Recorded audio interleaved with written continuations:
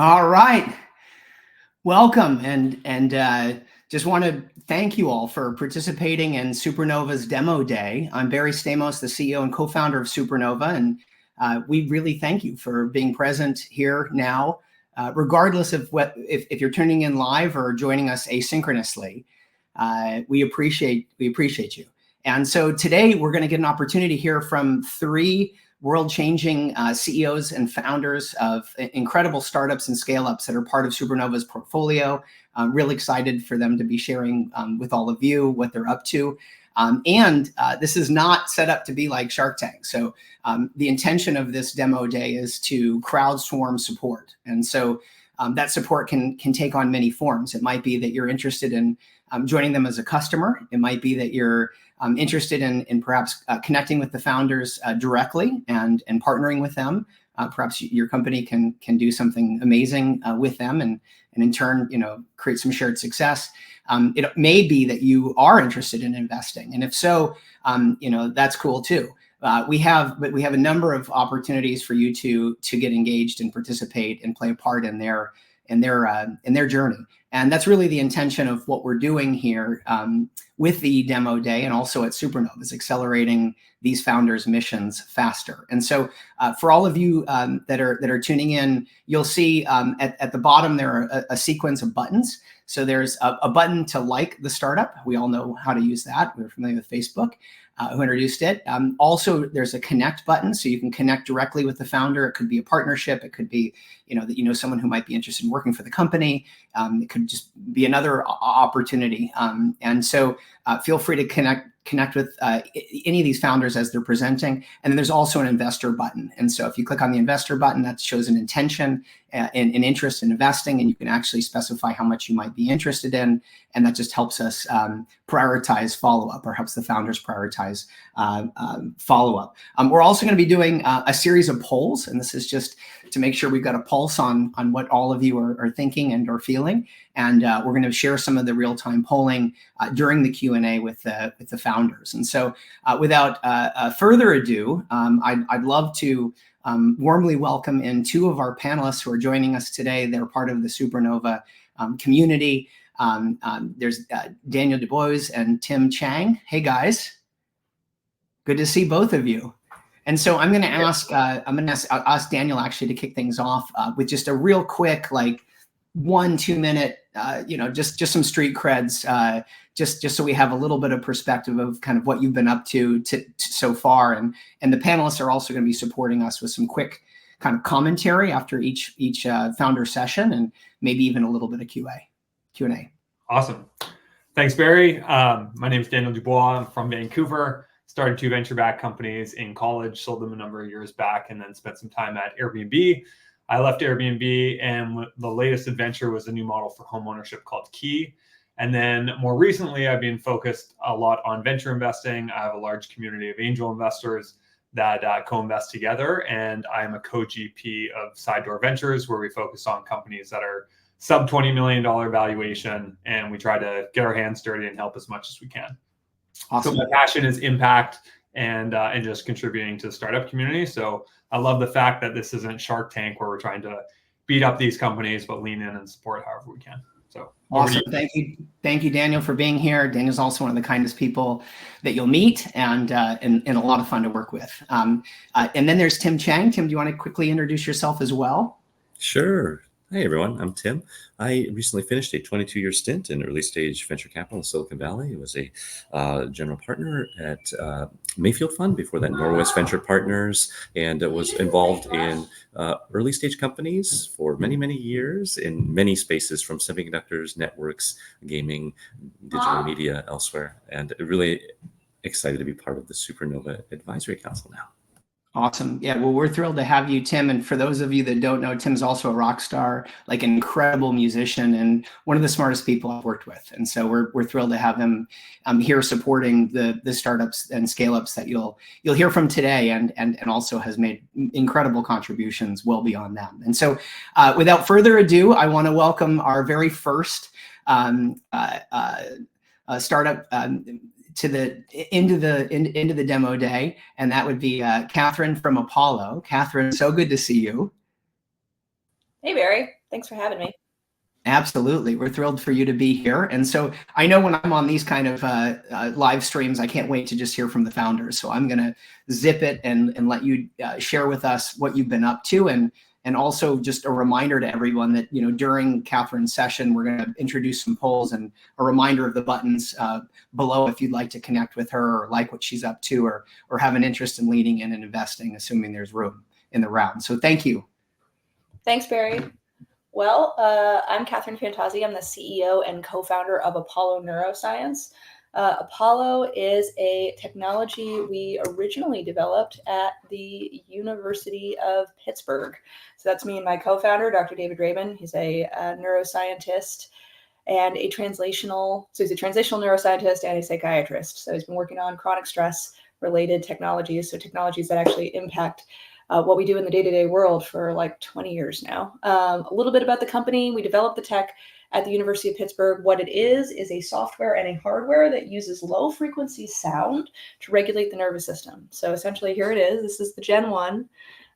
You can apply it to your body in any location, so chest, wrist, ankle. And what it does is it sends these low frequency vibrations that mimic the state we get into when we deep breathe. And so what happens is it brings down resting heart rate, it improves heart rate variability, and it helps you sleep. And we've seen a lot of traction in that space. We launched direct to consumer in 2020. We've done over 40 million in revenue, 10 million last year. And we also launched a subscription last year, which is an on-the-edge processing AI that predicts when you'll wake up in the middle of the night and turns on automatically to help you stay asleep. So if you take a look, this is my data from last night. So if you can see it, ooh, there we go. So all those little purple marks are when the device knew I was going to wake up and it turned on to help me stay asleep. And we're seeing people get 30 minutes to an hour more sleep a night. And that's me. I got about 48 more minutes of sleep last night as a result of using Apollo. In addition, I think it's really important to note that while Apollo is delivered through the device, and we launched direct to consumer with the device because there was nothing on the market that could do the closed loop system, learn about what state you're in, like for instance, that you're going to wake up and turn on automatically. Now there's been a lot of changes in haptics. And so some of Apollo's waveforms can be delivered through the iPhone. We can have partnerships on the table with other technology companies, like developing a software, which we're underway with for iPhone only, and then also for other technologies like the Apple Watch and other wearables, and other partnerships with technologies that vibrate. We have 14 issued patents and 23 more active applications ongoing. And those patents cover our whole technology, the range of frequencies and the way we modulate frequency delivered through anything that vibrates. And we have some major partnerships. We're official partners with Oura Ring, which is a commercial partnership and a technical partnership. And we've also done deals with Red Bull. Nike's purchased these for all their Women's World Cup sponsored athletes. And we also have a letter of intent in hand with a $200 billion pharma company to co-brand and co-market Apollo to their customers, which is a 50 million person audience in 2025 for heart health. The round, we're past Series A. This is a $15 million safe round that's led by insiders with a 50 million post-money val cap converting into the B. There is approximately $2 million left available in the round. The round is led by insiders, as I mentioned. And then ultimately, where that gets us is to profitability. We expect to be profitable in Q4, and we're basically going forward with profitability and increasing the percentage of our revenue that is subscription-based as we move into 2025. So the problem that we're really solving is stress. Most of America is stressed out. More than 3/4 of us report that stress negatively impacts our physical health, meaning that we get physical symptoms from our stress. It dysregulates. If you're not familiar, stress dysregulates your cardiovascular health, your sleep, your metabolic health. And in the short term, it makes you feel lousy. In the long term, it can really tax your body and create disease. And so Apollo was a technology that we developed originally when we were working with patients with PTSD, because while meditation and biofeedback and breath work and these techniques really do work, the challenge is that you have to practice them regularly and you have to remember to do them in real time when you're stressed, which very few of us remember to do. And it's not because we're lazy or have lack of willpower. It's because when you're under stress, your body is physiologically less likely to do something calming. It's trying to get you out of that situation. And so Apollo is essentially wearable meditation. And that's what we've shown. So as I mentioned, Apollo started in the lab at the University of Pittsburgh. We've run 13 clinical trials. The results from this trial are with our real world trial in 1,300 people that we tracked for 3 years in a partnership with the Oura Ring. And what we found is that people who used Apollo during the day and at night got 30 more minutes of sleep a night, but most importantly, their cardiovascular metrics of stress and their sleep improved commensurate with what you'd see from a meditation routine. We were seeing a 19% average improvement in deep sleep and a 14% improvement in REM. And what's really important to note is that no technology or drug improves deep or REM sleep. And so this paper is coming out in the next few months in a peer-reviewed publication, and we're really excited about what we've seen here. And we also improve heart rate variability, which if you're in the longevity or health span space, you know, is a key marker of how well you live. How Apollo works is simply that it's got an app that controls it. You choose a vibe. So I'll just show you what it looks like. You choose a vibe. So if you want to feel more social or you want to help yourself sleep, you want to relax, and it turns on a program that helps your body transition to that state. Apollo really works like music. Music can calm you down, and music can make you more awake and more peppy, and Apollo is music for your body. And that's how it works. And what really makes us different from everything else on the market is that other technologies read, they pull in data to tell you that you're not sleeping well or that you need to take more steps or that your heart rate's high. But we actually use that data to generate a custom therapy to your body. So the Apollo AI, which is our subscription, actually pulls in data from the device itself to know when you're going to wake up and turn on automatically. And we also partner with others like Apple Health and Oura Ring to pull in data to understand what is your state, how are you doing, how's your resilience, how's your stress, and actually customize the therapy to you. And there's more coming on that front, which is really, really exciting. And this is how we work with other companies. So Apollo is a complement to other devices. We pull in their data and do something with it. We have a partnership with pharma, as I mentioned. And as we move forward with our software options, we can actually partner up with other meditation apps to enhance and make meditation content better by having your phone, for instance, vibrate while you're listening to Calm or Headspace. So to actually help you drop into that experience and improve your access to meditative states. A little bit about the IP, as I mentioned, we have 14 issued patents covering the technology delivered through anything that vibrates, like your phone, your Apple Watch, and other technologies, and also the closed loop system for understanding someone's state and responding to it. And we also have a patent for mitigating the side effects of medicine-assisted therapies like chemo and dialysis. We just wrapped up a trial with women with metastatic breast cancer showing that Apollo reduced their pain and fatigue symptoms, which is coming out soon, and Apollo is being used in thousands of ketamine patients for depression. A little bit about all of our academic partners, the Denver VA, the UPMC, at Pittsburgh, UCLA, Michigan State University. All of our trials have been paid through grants and through our academic affiliations. And I can tell you a little bit about the scientific advisory board and some of the superstars that we partnered with to validate Apollo and find new use cases for the technology. As I mentioned, the company is going to be profitable in Q4. That's just based on unit economics. We had a 76% gross margin in March, and that just continues through the end of the year. A little bit about the AI I mentioned. This is the subscription that uses data to customize the therapy to you. We importantly have an 80% retention rate. So 80% of customers who subscribed last year renewed their subscription, and we have an 80% retention rate. And then this is a little bit about the product roadmap. Essentially where we're going is we are expanding our B2B, building Apollo for the iPhone, and then building an API so we can embed our technology into other technologies. So other phone like apps like Calm or Headspace can embed us. We can work with Apple Watch when the API is open, and there's huge opportunities in the sleep space as well. And what you see from a revenue perspective, again, we're going to do about $17.5 million in revenue this year, and we'll be profitable in the fourth quarter. Where we're going is that the percentage of our revenue that becomes subscription continues to grow as we grow due to the use of the API, which we launched in 2025. This is just some of our partners, which I mentioned, like Nike, Aura, Equinox, Red Bull, and others. And this is continuing to expand throughout this year.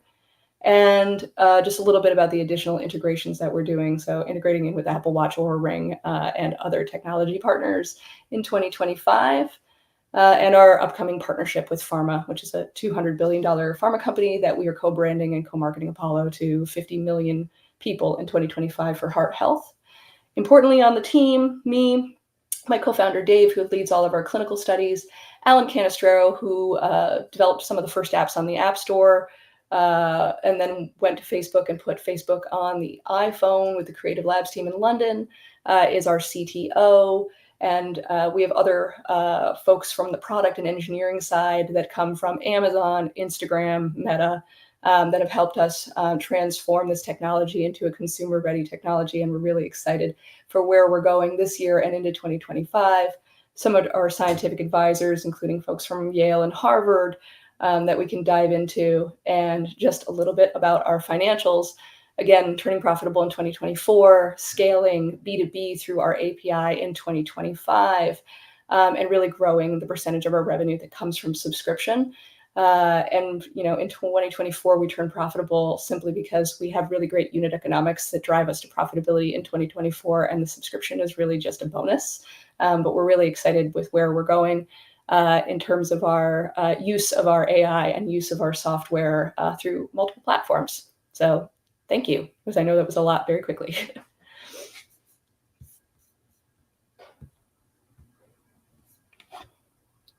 All right, thank you, Catherine. That was awesome, and I'm vibing out right now with Focus through my use of Apollo. If we could bring in the other panelists too, I think that would be awesome. And I would love to direct. I mean, if there's any quick questions, I think we can maybe address one or two, and or we could just go right into. I would love to just get a point of view from you, Daniel, and or you, Tim, on what's kind of most exciting about Apollo and the opportunities, and maybe that can light up how those watching right now might be able to best participate and contribute. Yeah, for me, what's most exciting is the fact that it's proactive, and I think we're shifting towards health span, not just lifespan, right?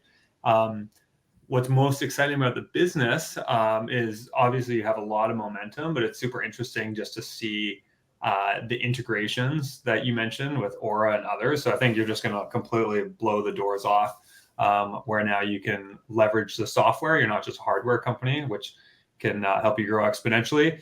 The question that I have is, you only have $2 million remaining. How can we be helpful in providing intros to whoever is best in the world to support you? I know I had dinner with Jazz Venture Partners who came up. They're interested in this space. I have a relationship with Ben Greenfield, who does angel investing and loves to lean into anything cutting edge like this. But how can we support with intros?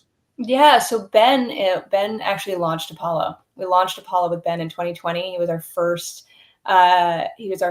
affiliate and partner, and it was funny. Cool. Yeah, I mean, we launched in January of 2020 with him and sold through our entire stock in 3 weeks, and then it was nuts. Great. So, Cool. folks in those categories that you think would be good candidates to talk to us, you can connect them to me, and then I'm happy to discuss. But the rest of this really is just a kickstart to basically launch what we're doing in Q4, which is going to be really exciting. Awesome. Thank you. Great. Well, it's clear you've done a really impressive job without a ton of capital, which is often what plagues the hardware space. Metrics look really good, margins look really strong, great organic traction, a lot of community buzz behind it. I think what interests me the most is your opportunity to become a platform and go multi-device, right? Because that's always what's plagued vendors that were building wearables, especially read-only wearables that were kind of conformed to just one form factor, whether it was Fitbit or maybe even Aura and others. But maybe you want to talk about how you're able to not just talk about platform strategy, but actually starting to prove it out. Yeah. So when we developed Apollo, the technology, we tested it in the lab, and Apollo works anywhere on your body. So it works through the peripheral nervous system. So if you can feel it on your chest, or you can feel it, for instance, on your back or your ankle, your wrist, when we tested that, all of it worked the same way. Because when it's basically, if someone gives you a hug, your heart rate goes down, and Apollo works through that same pathway to the brain. And so what's really cool about this is that if you have an iPhone, you can download the Apollo Neuro app and actually get a taste of what Apollo vibes feel like on your phone. You can't do everything on the phone. So the stuff we do for sleep, for instance, like in the middle of the night turning on, you need a device like ours. But things like calming through the phone or increasing your focus through the phone or doing a meditation through the phone are all possible. And so what's really exciting is we have an iPhone app that's coming out where we can actually deliver vibes, so the Apollo therapy, through your phone. And then from there, we're building an API so that we can pull in Apollo into other technologies. And so there's a range of other technology, pretty much anything that has a haptic motor in it. So beds, other wearables, your iPhone, your Apple Watch, the world in terms of touch, we are able to actually embed. And there are different use cases depending on what that is. Even in the transportation industry, there are things that we can do there. And so it starts with the iPhone, but there's much more coming. Awesome.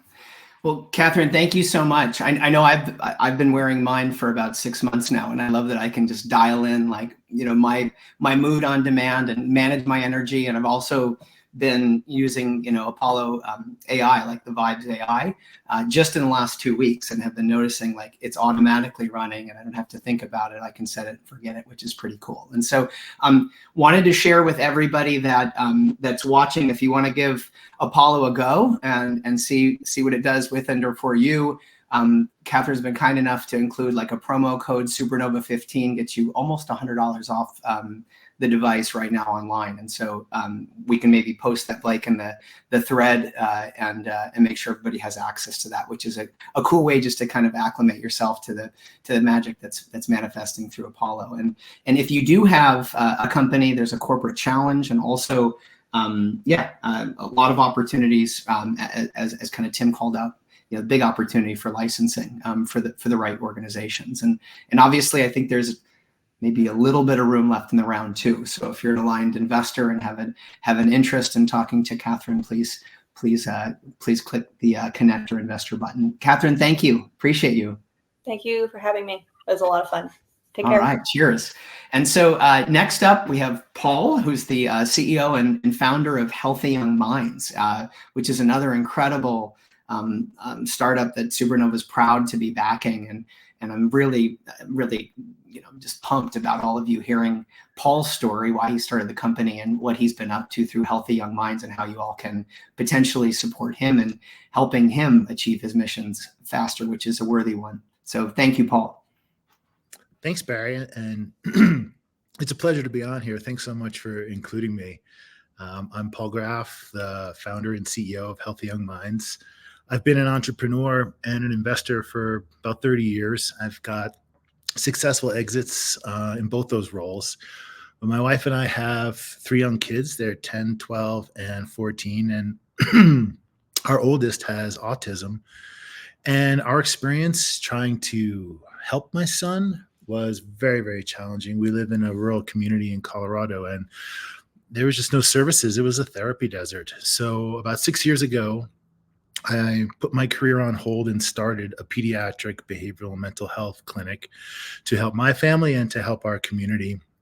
And it was an in-person clinic offering occupational therapy, speech therapy, ABA, counseling, testing and diagnosing, and art therapy as well, in a collaborative model. And it's been very successful.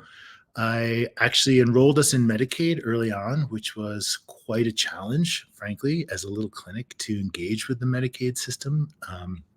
But I stuck it out, figured it out, and I'm glad I did. Turned out 70% of the kids we saw at the clinic, or do see at the clinic, are on Medicaid. COVID rolled through, put everyone onto virtual services, and it was just extraordinary how well the kids did getting their services remotely. So let me just pull up my deck here. I can take you through. Hold on here. All right. Are you able to see it? Are you guys seeing my deck? I can't really. Sorry. Entire screen. Let's do that.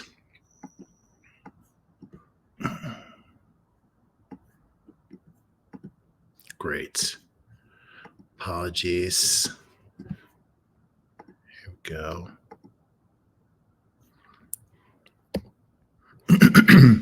So when I saw how effective the services could be virtually, I was like, wow, I know how to build companies online and scale them. I can do this. I can take this impact we're having in our local community and actually take it to the rest of the country.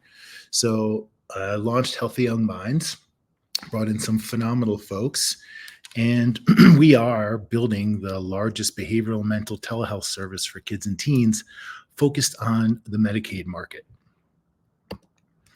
So in a brief 7 quarters, back in April, we just passed 3.2 million in ARR.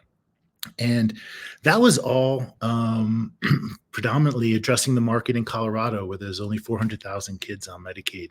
And what's extraordinary, what we've been able to achieve over this time with a lot of hard work and dedication is in Texas, Florida, and Ohio, we've just opened up our serviceable TAM to 5.5 million kids. And it takes a long time, and it's a lot of challenging work to get that done. It's complex to work with Medicaid, but we know what we're doing, and there's a lot more you can do at scale with a virtual model than you can in person. So within the states that we have contracted and are operating now, there's 23.2 million. And we've been able to get 40 plus payer contracts. And Texas is about to double from 1.7 to almost 3 million that are available to us in that market.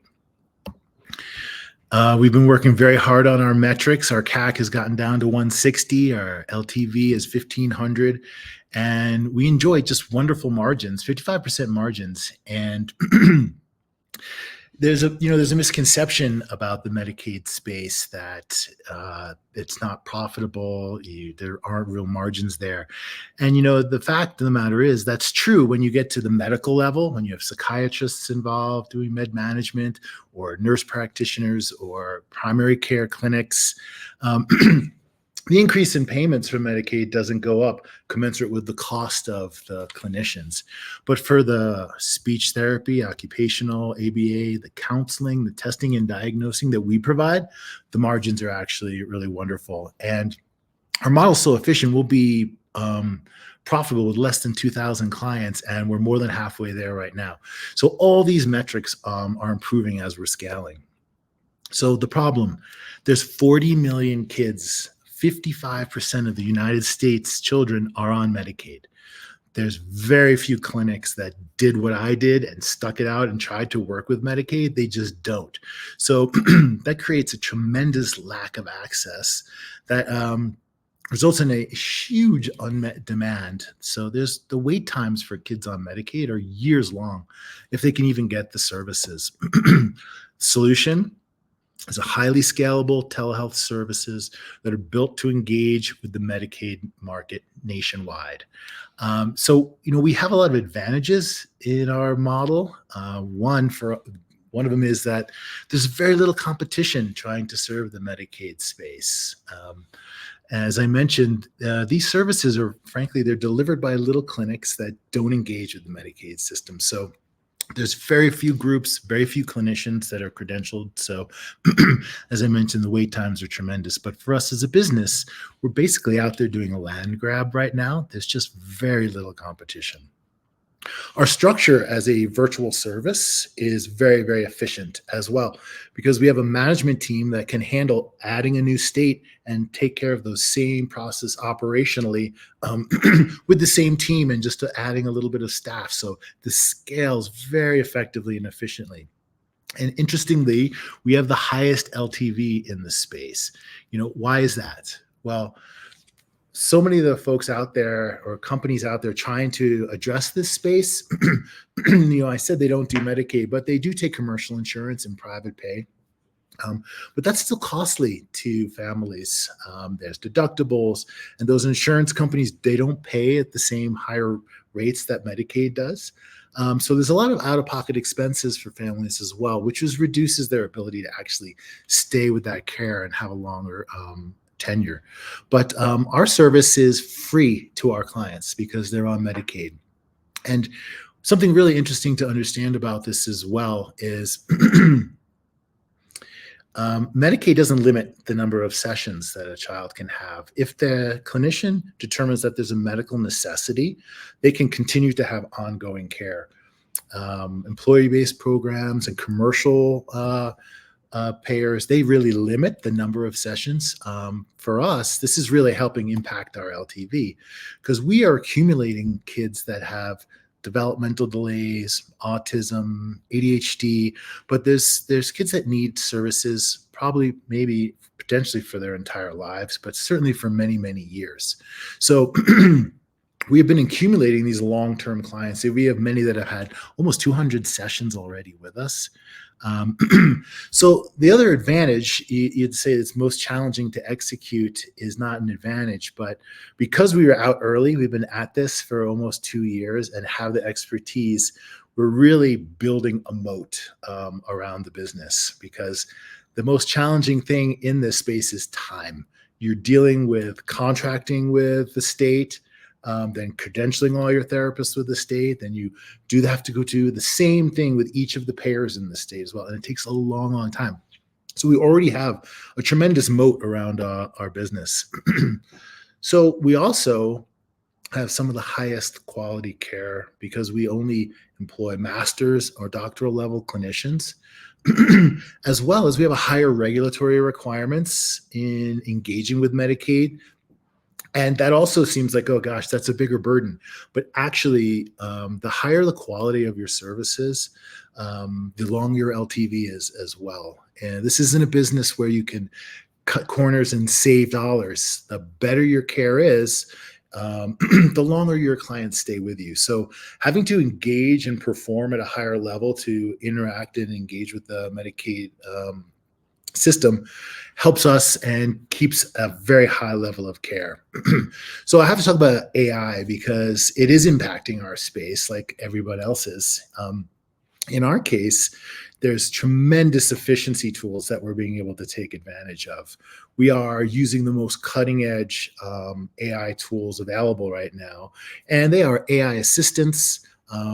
They help optimize sessions, efficient documentation as a result, and they help our clinicians be more efficient, focus more on their clients, and help them with evidence-based support. So they make them more efficient and they make them better actually because they provide them lots of evidence-based information to improve the care, time saving on reports, and also the ability to automate ongoing outcome measures is a critical piece to keep our quality of care very, very high.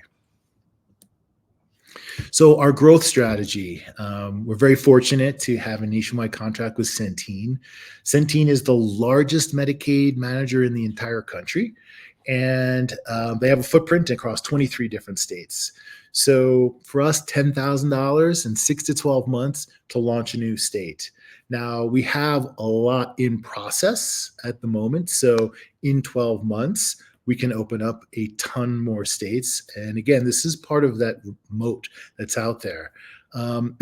So we can take this model that's working now, replicate it, this proven playbook, and scale up in other states.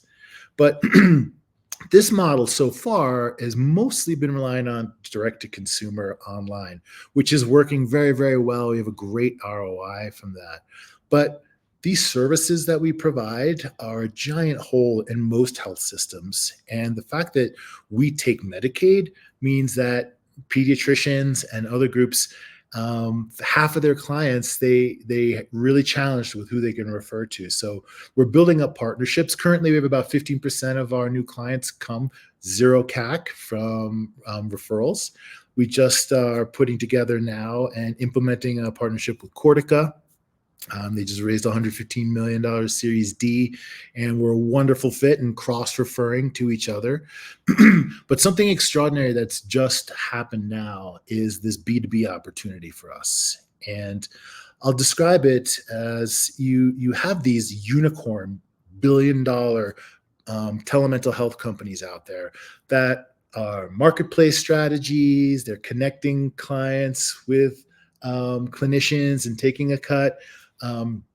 they cannot engage with the Medicaid system because they don't meet the regulatory requirements. They're not set up to do that. So we're actually in talks right now with one of those unicorns to work out a deal where we would be their Medicaid arm. So they would funnel clients to us as well as funnel clinicians to us so that they can actually capture part of that Medicaid market because it is so huge. And right now they're just competing with each other for commercial and private pay folks, which it gives you a higher CAC and a lower LTV. So they see the magnitude of this market. And we could replicate this deal with others of these larger players as well. So that's very exciting development that's just gone on. We have a wonderful team, amazing team. Liz Smith, my COO, has spent her career prior in operations and government. She's held senior positions at the White House. And I've seen in action how understanding how to work with government at a very high level has helped us in many cases, in many ways, because we were engaging with a government payer. Wolf Schlagman, who joined us, another exited founder, he built a telehealth company, Consultadoc, that he sold off and was acquired by a Teladoc prior to IPO. So the learning and understanding he has to move us forward is just extraordinary. So I've got a phenomenal team to execute on this as well.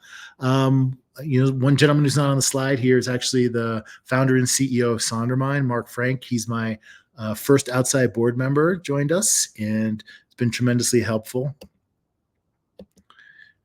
So skip to here. We are raising a 5 million Series A to get us to profitability, targeting probably Q1, and we'll hit about $7 million in ARR run rate at that point. And there's still some room left in that round, and would welcome conversations from anybody who's interested. So thanks so much for taking a listen to what we're trying to do. I really appreciate it.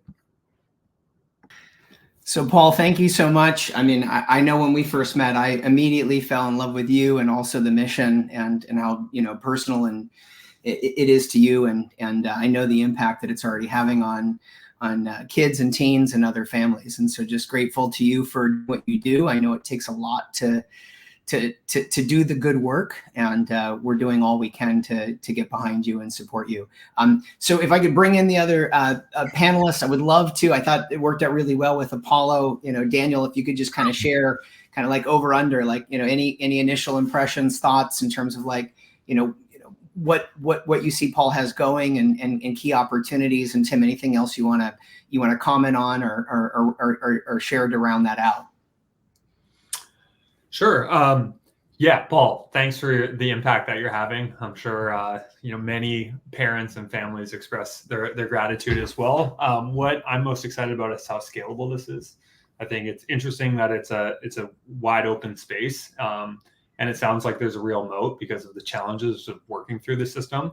I also really like the B2B angle, especially if that's something that you can just open up the floodgates and where it doesn't become too much of a distraction, taking away from your core business, but it's truly accretive, which it sounds like it is. I'm curious to hear what your biggest challenge is, because I'm seeing a ton of opportunity, but I'm sure it's not without a ton of fires that you're constantly putting out. So what's your biggest challenge, and how can our community support you? Yeah, thanks so much. I will say the B2B, I'll just comment on it. It is such an amazing thing that I wasn't expecting. And really, we can turn it on immediately. Just funnel right into our operational structure right now, send the kids in, hand us therapists, and it just scales with us. So it isn't a distraction. It's actually our core business. It's just feeding our core business and removing two of the biggest challenges we face is raising funds, frankly, to scale and hire. So, bringing in clients and scaling up therapists is the operational challenge that we're faced with, and it has a cost, right? So we have to go raise a lot of money to go do that. And so we've got a lot of interest in getting the funds in to do that. But the fact that we could have a partnership and a revenue share that solves those two problems and it's not exclusive is so exciting. It really is. Awesome. Great. And what's your biggest challenge? Well, the biggest challenge right now, I guess, has been fundraising. There has been this, Medicaid as a market itself is frankly, it's undiscovered, and it is really good for us from an operational standpoint because we're crushing it out there. But there are entities out there who've invested in the Medicaid space from a medical standpoint, and there's not a lot of return there. And so people hear Medicaid and their eyes don't light up. Oh, working with the poor. And what they don't realize is the government is the most reliable payer in this situation. And for what we do, the margins are just tremendous. So it is this undiscovered space that I only became aware of because I was in it busting my butt for a little clinic just to make the little clinic work for the people in our community. So I saw how this really worked and that the margins for what we were doing were actually really tremendous. So the biggest challenge is it's not obvious to VCs and investors out there that Medicaid is such a massive opportunity. It is to the unicorn telemental health out there that is competing with each other for private pay and commercial folks. They see it now because they're really in the space and they need to grow. Great, thank you. Tim? Great. I'll jump in here. Something that I think is unique to Healthy Young Minds is that there was immediate market demand to fulfill. A lot of companies in the space often focus on building kind of a next gen or newfangled tech platform and then try to drum up demand, whereas you start fulfilling appointments, bookings with live patients, and the analogy of building the plane while in flight. And so you've been seeing the metrics getting better in real time lately. What has been driving the improvement in CAC, in LTV? Seems like you are now leveraging more technology, workflow, et cetera, as you're improving the plane, building in flight. Yeah, so our CAC is improving because of the skill sets we have and time of really effectively managing the direct to consumer. It's the standard methods. We're on Facebook, Instagram, Google. We're on all over the web. But as over time, you begin to refine that. But a part of what's so good about our CAC, frankly, is that we're tapping into just this massive demand. So, we're not competing. I tested all these avenues out, and we have private pay folks too, but the cost to get those and the competition there was so great. We've leaned in on focusing on the Medicaid from a marketing standpoint as well, and that really reduces our CAC. But the other efficiencies are, frankly, the challenges operationally have been that we're scaling so quickly that we have to change what we're doing, expand, bring it in, have better customer journeys. And having executed on that really, really well, improves all of those operational metrics, frankly. But part of the LTV piece that is so interesting and I think unique to our business is over time, and I did mention this, but we accumulate long-term clients. These kids are desperately need these services and will for years and years and years. And by getting what they need, not just one stovepipe, just speech therapy here, or just occupational therapy, or just counseling, by having all of their services. We have kids who get 4 services a week from us, separate services a week from us. Those parts of our model are what over time is improving all those metrics as well.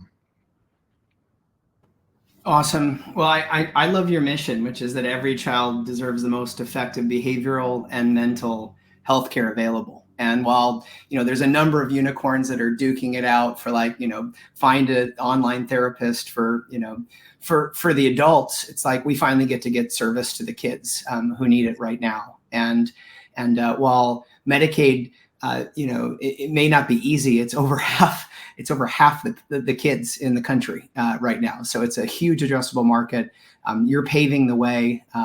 The first to do anything, you're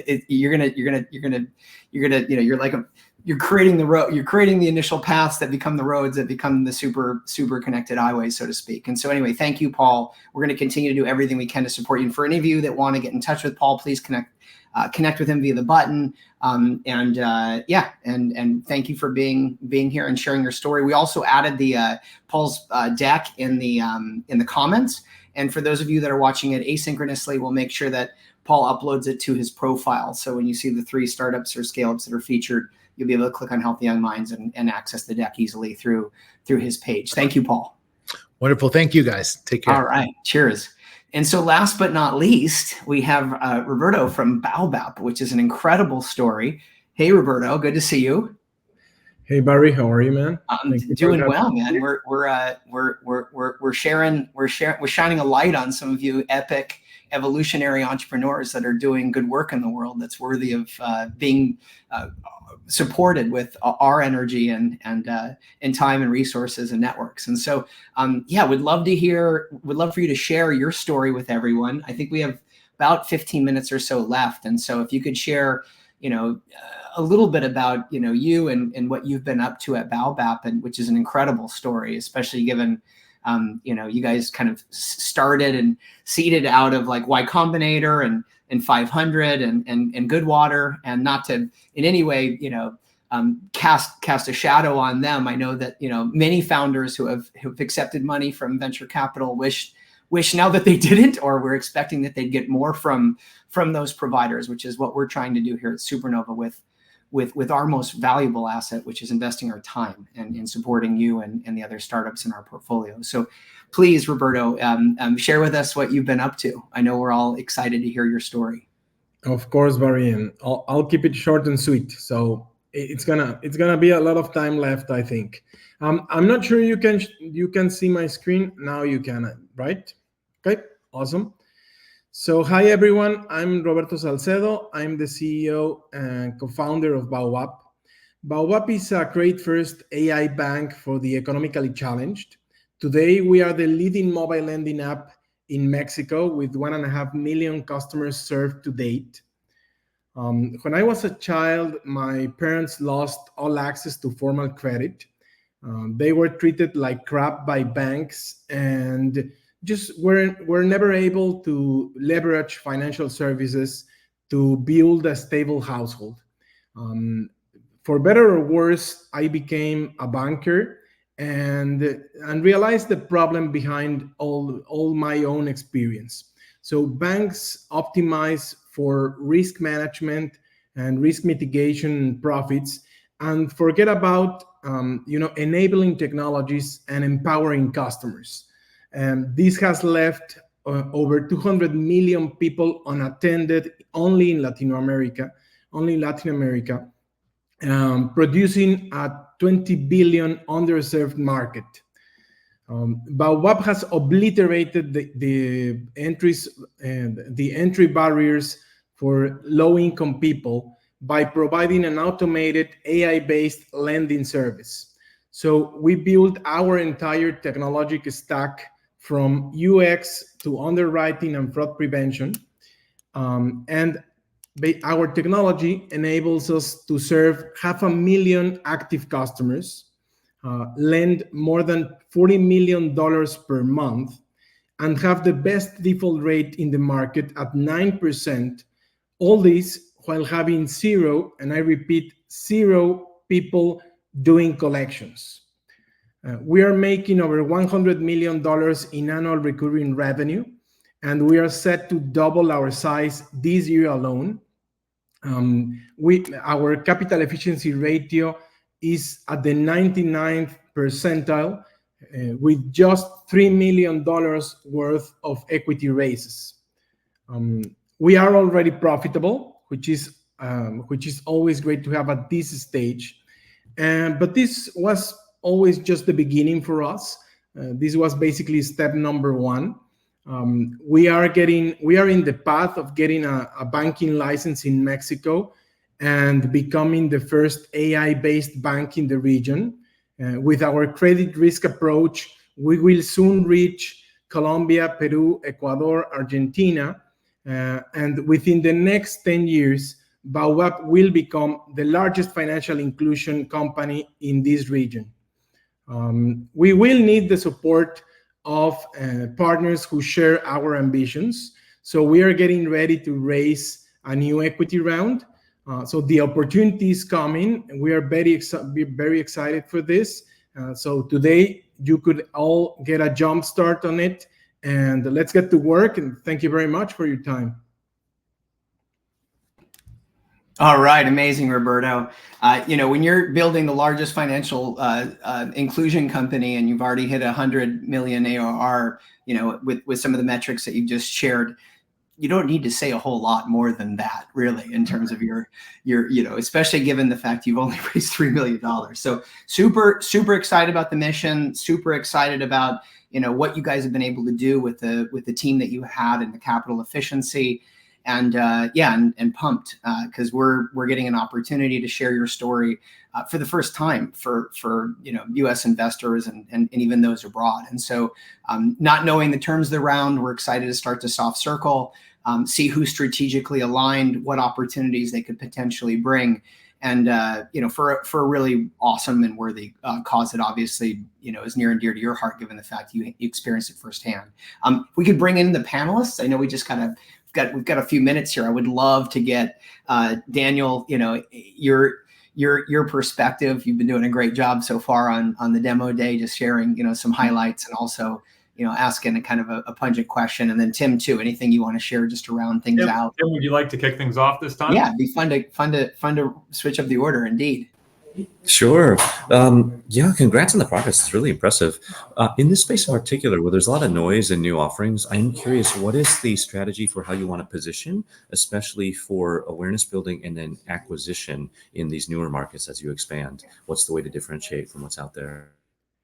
So I guess, first of all, we have a very humanized approach to lending, first to lending and then eventually to other financial services. So like I said, we have no humans doing collections. So we have no threats, no harassment, which is the usual practice, especially in Latin America for lending companies and even banks. So I guess that's the first key insight into what we are actually doing right now and the relationships we are building with our customers. The second one is that we are building the technology ourselves, right? So we build the entire underwriting process, the models, the fraud prevention mechanisms, the identity verification process, the KYC. We did everything ourselves. We were very focused on leveraging technology to put it to work for our customers, right? So I think that's the positioning we are taking right now. We have a huge referral income for new customers. Basically, that's our main acquisition channel right now. We are very well positioned within the Play Store itself. We are one of the top 10 apps in finance in Mexico. So I think the idea that we are actually delivering the basic promise we are making to our customers is getting the traction for us, Yeah, that's great. Roberto, congrats on the traction. I've seen a number of companies that are similar, including ones that are focused on Mexico. And the challenge that I've always had with looking at these businesses is it kind of feels like I'm throwing a dart and hoping that I'm picking the right team. So I think the fact that you have 100 million in ARR with only $3 million of funding speaks for itself. If I was diving in deeper, I'd want to understand a little bit more of the competitive landscape, how you're creating a moat, although it sounds like scale is a moat in and amongst itself to some extent. Curious how you're thinking about this round, if there's anything you can share. Wanted to offer an intro to Angela Strange, who does a lot of fintech investing at Andreessen Horowitz, including backing companies in Mexico. So she's not shy of fintechs that are across the border. Awesome. So in terms of the competitive landscape, so there are a ton of companies trying to build stuff for this customer segment, right? And especially around lending. Unfortunately, most of them have really struggled around default rates, delinquency, customer acquisition costs, and even most of them have got into trouble because of their collection practices with the regulators, right? So we've been able to surpass all that and actually figure out how to underwrite these loans for the people we are servicing right now. I guess that's how actually we got ahead our competitors. So we have left most of them behind, and even companies that raised a ton of money more than we did, or have a lot of time. We started much time before we did, right? So I think I'm not that worried about competition because we are actually, getting amazing results with what we are doing right now, with where we are right now, and the way we service our customers. So that's, I guess, what I would say. I think we are the right team. We have founder market fit. I understood the problem firsthand because I lived through the problem. My co-founder is the CTO, and he has some similar experiences than what I did. So I think we had amazing founder market fit from the very beginning, and then we found product market fit, and then the business started scaling, right? So in terms of the round, it would be our Series A. We haven't done a priced round yet, so we got this far without a price round. So it would be essentially our Series A, but at a much later stage of the company, right? So at $100 million in ARR, it's basically another stage for us. So we're looking to partner with people that can not only put in the money, but also basically help us get to where we want to be, right? We want to go to other places in Latin America. We want to strengthen our balance sheet in Mexico so we can get the license quickly, the banking license quickly. So we're thinking of targeting growth funds, fintech funds, because of the stage of the company. In terms of how much we are going to raise, we are still working on that because we basically need to figure out, we don't actually need the money, right? So we can keep scaling the business with the resources we are making right now. So the business is profitable. So we are not in a hurry. However, it's going to be very relevant once we get the license for us to be a little bit more capitalized, right? So we want to partner with the right guys right now in order for us to get to the next stage. Excellent. Well, Roberto, thank you for sharing your story. I can't wait to share it with more folks from our network and ecosystem. I would encourage anybody that's inspired by what Roberto is up to that can lend a hand or has an aligned, investor or partner, as he continues to scale up and help more folks, beginning with microcredit, but then layering in additional products and services for more holistic wellness for financial inclusion. Please do click on the buttons. Yeah, the connect with Roberto, connect with Baobab. Thank you, Roberto. Appreciate your time. Thank you to Paul too from Healthy Young Minds. Thank you to Catherine from Apollo. Thank you to Daniel and Tim who rocked it as panelists. The only poor thing about this session was the MC, yours truly. And if we could, Blake, just share real quickly our final poll, which is just a quick pulse on, what you thought of this session overall. Did it exceed expectations, meet expectations? Did it not deliver? We're looking for feedback as we continue to grow and expand, just like every startup and scale up does. We're looking for clues on how we get to be better and ultimately best serve you. I want to just conclude, because in the last 60 seconds, acknowledging that every second, right, a baby takes its first breath, someone takes their last. There is another startup that's birthed. There's another startup that dies. There's a star that's born. There's a star that implodes under the weight of its own gravity, and there's always a star that goes supernova. And so, encouraging all of us to really be intentional with our time and how we can show up and shine a light and support others in doing worthy work in the world as we contribute collectively to one another's missions. And so thank you for joining Supernova's Demo Day. We hope you enjoyed yourself and also are inspired and engaged and see how you could play a part and contribute as a collective to some wonderful work that's working in the world. So thanks, everybody. Appreciate you. And looking forward to the next one. Take care.